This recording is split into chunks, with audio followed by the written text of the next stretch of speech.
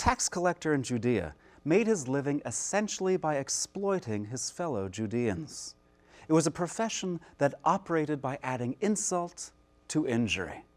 The injury was that Judeans should be forced to pay taxes and tribute to Rome in the first place, the cost of belonging to an empire to which very few Judeans wished to belong.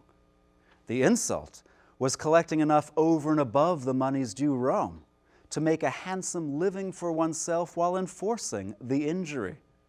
As a chief tax collector, Zacchaeus would have been quite a few levels up from the bottom in this unholy pyramid scheme. Zacchaeus had not been a good neighbor to his fellow Judeans in Jericho. He chose a manner of acquiring and spending wealth that alienated him from, rather than bound him to, his neighbors.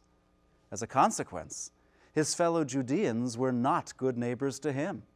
Their grumbling that Jesus has entered the house of a sinful man to stay there shows as much contempt for Zacchaeus as it shows disapproval of Jesus' choice of dining companions. It might seem to us that Jesus is imposing on Zacchaeus. When I give a guest sermon or lecture somewhere, I don't call out to a member of the congregation or audience and say that I'm coming to his house for dinner afterwards, least of all with a retinue of 12 of my students. But in first century Jericho, it would have been a privilege to host a visiting celebrity.